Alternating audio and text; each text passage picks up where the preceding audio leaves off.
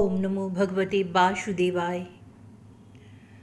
हाहाकारो महानां त्रैलोक्ये विस्मयावह वेद वेदांत घोषेश गीता पाठे विर्बोधितम। त्रिलोकी में महान आश्चर्यजनक हाहाकार मच गया। लोग आपस में कानाफूसी करने लगे। भाई, जब वेद ध्वनि, वेदांत घोष और गीता पाठ सुनने पर भी भक्ति, ज्ञान और वैराग्य ये तीनों नहीं जगाए जा सकते, तब तो और कोई उपाय है भी नहीं। भक्ति ज्ञान विरागानां नोदतिष्ठ त्रितकं यदा उपायो नापरो अस्तिति कर्णे कर्णे अज पंचना योगिना नार्देनापि स्वयं न ज्ञायते तु यत् तत्कथं शक्यते वक्तुमितरेरे मानुषी। स्वयं योगीराज नारद को भी जिसका ज्ञान नहीं है, उसे दूसरे संसारी लोग कैसे बता सकते हैं। मृषिगणे पृष्ठे निर्णयोक्तं दुराशदं ततश्चिन्तातुरमोहत् बद्रीवन्मागत तपश्चाश्रामि चात्रेति तदर्थं कृतनिश्चय। इस प्रकार जिन जिन ऋषियों से इसके विषय में पूछा गया, उन्होंने निर्णय करके यही कहा, यह तो बहुत ही दुस्साध्य है। तब नारद जी बहुत चिंतातुर हुए और बद्रीवन में आए। ज्ञान वैराग्य को जगाने के लिए वहां उन्होंने यह निश्चय किया, मैं तो तप करूंगा। तावदर्श पूर्त सनकादीन मुनीश्वरान कोटिशूरि समाभासा नुवाच मुनीषत्तमा। इसी समय उन्हें अपने सामने करोड़ों सूर्यों के समान तेजस्वी सनकादिक मुनीश्वर आते दिखाई दिए। उन्हें देखकर वे मुनि श्रेष्ठ कहने लगे।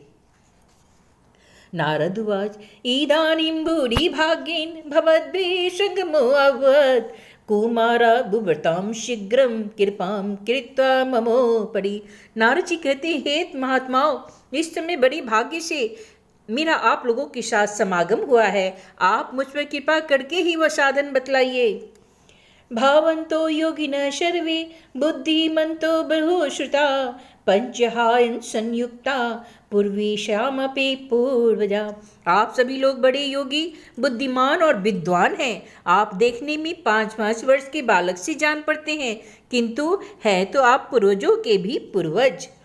सदा बैकुंठ नीलया हरि कीर्तन तत्परा लीलामृत सोनमता कथा मात्रिक जीविना। आप लोग सदा बैकुंठ धाम में निवास करते हैं, निरंतर हरि कीर्तन में तत्पर रहते हैं, भगवान लीला अमृत का रसास्वादन कर सदा उसी में उन्मत्त रहते हैं, और एकमात्र भगवत कथा ही आपके जीवन का आधार है।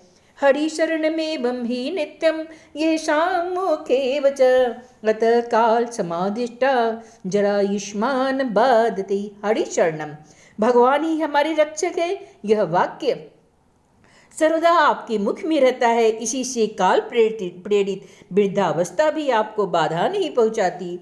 गिशाम्भु भ्रंगमात्रेन द्वारपालो हरे पुरा भूमो नु पतितोषधो यत्कृपात पुरम गतौ। पूर्व काल में आपने भूभंग मात्र से भगवान विष्णु के द्वारपाल जय और विजय तुरंत पृथ्वी पर गिर गए थे, और फिर आपकी ही कृपा से वे पुनः बैकुंठ लोक पहुंच गए। अहो भाग्यस योगेन दर्शनम भवताम्य अनुग्रस्तु कर्तव्यो मई दीने दया पड़े। धन्य है, इस समय आपका दर्शन बड़े सौभाग्य से हुआ है। मैं बहुत दीन हूँ और आप लोग स्वभाव से ही दयालु हैं, इसलिए मुझ पर आपको अवश्य कृपा करनी चाहिए। अशरीर गिरोक्तं यत् किं साधनमुच्यताम् अनुष्ठेयं कथं तावत् प्रभुवन्तु सविस्तरम्। बताइए ना, आकाशवाणी ने जिसके विषय में कहा वह कौन सा साधन है और मुझे किस प्रकार उसका अनुष्ठान करना चाहिए, आप इसका विस्तार से वर्णन कीजिए। भक्ति ज्ञान विरागाणां सुखमोत्पद्यते कथं अस्थापनं सर्ववर्णेषु प्रेम पूर्वं प्रयत्नः। भक्ति ज्ञान और वैराग्य को किस प्रकार सुख मिल सकता है और किस तरह इनकी प्रेम पूर्वक सब वर्णों में प्रतिष्ठा की जा सकती है, कुमाराऊचु माम चिंतां कुरु देवर्षि हर्षचिते समावह उपाय सुख साध्यो अर्थ वर्तते पूर्व एव ही। शनकादिकों ने कहा, देवर्षि आप चिंता न करें, मन में प्रसन्न हो, इनके उद्धार का एक सरल उपाय पहले से ही विद्यमान है। अहो नारद धन्योऽसि विरक्तानां शिरोमणि सदा श्री कृष्ण दासानां गृणी योग भास्कर।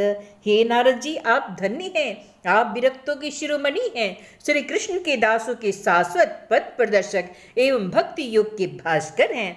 त्वयि चित्रम न मंतव्यम भक्त्यर्थम अनुवर्तिनी घटते कृष्णदासस्य भक्ति संस्थापना सदा। आप भक्ति के लिए जो उद्योग कर रहे हैं, यह आपके लिए कोई आश्चर्य की बात नहीं समझनी चाहिए। भगवान के भक्त के लिए तो भक्ति की सम्यक स्थापना करना उचित है। ऋषि भी वर हो लोके मंथान प्रकटीकृता श्रम साध्यास्ते सर्वे प्राय स्वर्ग फलदा। ऋषियों ने संसार में अनेकों मार्ग प्रकट किए हैं, किंतु वे सभी कष्ट साध्य हैं और परिणाम में प्राय स्वर्ग की ही प्राप्ति कराने वाले हैं। वैकुंठ साधक पंथा शतु गोप्यो ही वर्तते तस्योपदिष्ट पुरुष प्रायो भाग्येन लभते। अभी तक भगवान की प्राप्ति कराने वाला मार्ग तो गुप्त ही रहा है, उसका उपदेश करने वाला पुरुष प्राय भाग्य से ही मिलता है। सत्कर्मम तो निरिष्टम व्योमवाचा तो यत पुरा यदुच्यते शृणुष्वाद स्थिरचित प्रसन्नदि। आपको आकाशवाणी ने जिस सत्कर्म का संकेत किया उसे हम बतलाते हैं, आप प्रसन्न और समाहित चित्त होकर सुनिए। द्रव्य यज्ञास्पोह यज्ञ योग यज्ञास्तथा पड़े स्वाध्याय यज्ञान यज्ञास ते तो कर्म विसूचका। हे नारद जी, द्रव्य यज्ञ, तपो यज्ञ, योग यज्ञ और स्वाध्याय रूप ज्ञान यज्ञ, ये सब तो स्वर्ग आदि की प्राप्ति कराने वाले कर्म की ओर ही संकेत करते हैं। सत्कर्म शुचको न्यूनम ज्ञान यज्ञ अस्मृतो बुध श्रीमद् भागवतालाप सतु गीत शुकादि भी। पंडितों ने ज्ञान यज्ञ को ही सत्कर्म मुक्तिदायक कर्म का सूचक माना है। वह श्रीमद् भागवत का पारायण है, जिसका गान शुनकादिक महानुभावों ने भी किया है। भक्ति ज्ञान विरागानां तद्घोषेन बलम ब्रजसी दुःखष्टम सुखम भक्ति भरवेशति। उसके सब सुनने से ही भक्ति ज्ञान और वैराग्य को बड़ा बल मिलेगा। इससे ज्ञान वैराग्य का कष्ट मिट जाएगा और भक्ति को आनंद मिलेगा। प्रलयम ही गमिष्यन्ति श्रीमद्भागवते ध्वनि कलिदोषा इमी सर्वे सिंह शब्दाद्विकाय। सिंह की गर्जना सुनकर जैसे भेड़िए भाग जाते हैं, उसी प्रकार श्रीमद् भागवत की ध्वनि से कलयुग के सारे दुष्ट नष्ट हो जाएंगे। ज्ञान वैराग्य संयुक्ता भक्ति प्रेम रसावह प्रतिगेयम प्रतिजनम ततः कीड़ाम करेशति। तब प्रेम रस प्रभावित करने वाली भक्ति ज्ञान और वैराग्य को साथ लेकर प्रत्येक घर और व्यक्ति के हृदय में कीड़ा करेगी। नारद उवाच वेद वेदांत घोषेस गीता पाठी प्रबोधितम भक्ति ज्ञान विरागाणाम नोदतिष्ठ त्रिकम यदा। नारद जी ने कहा, मैंने वेद वेदांत की ध्वनि और गीता पाठ करके उन्हें बहुत जगाया, किंतु फिर भी भक्ति और ज्ञान और वैराग्य ये तीनों नहीं जगे। श्रीमद्भागवतम भगवतालापात् कथम बोधमेष्यति तत्कथासु तु वेदार्थ अश्लोके अश्लोके पदे पदे। ऐसी स्थिति में श्रीमद्भागवत कथा सुनने से वे कैसे जग जाएंगे, क्योंकि इस कथा के प्रत्येक श्लोक और प्रत्येक पद में भी वेदों का ही तो सारांश है। छिन्दन्तु संशयं हीनं भवन्तु अमोद दर्शना विलम्बो नार्थ कर्तव्य शरणागत बत्सला। आप लोग शरणागत बत्सल हैं तथा आपका दर्शन कभी व्यर्थ नहीं होता, इसलिए मेरा यह संदेह दूर कीजिए, इस कार्य में विलंब मत कीजिए। कुमाराऊचु वेदोपनिषदां सारा जाता भागवती कथा अयुत्तमा ततो भाति पृथग्भूता फलाकृति। शनकादिक ने कहा, श्रीमद् भागवत की कथा वेद और उपनिषदों के सार से बनी है, इसलिए उनसे अलग उनके फल रूपा होने के कारण यह बड़ी उत्तम जान पड़ती है।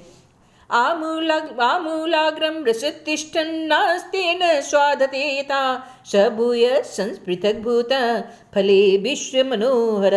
जिस प्रकार रस वृक्ष से जड़ लेकर शाखा पर्यंत रहता है, किंतु इस स्थिति में उसका आस्वादन नहीं किया जा सकता, वही जब अलग होकर फल के रूप में आता है तब संसार में सभी को प्रिय लगता है। यथा दुग्धे स्तम शपर्णम स्वादायोपकल्पते पृथग्भूतम ही तद्गव्यम देवानाम रसवर्धनम। दूध में घी रहता ही है, किंतु उस समय उसका अलग स्वाद नहीं मिलता, वही जब उससे अलग हो जाता है तब देवताओं के लिए भी स्वाद वर्धक हो जाता है।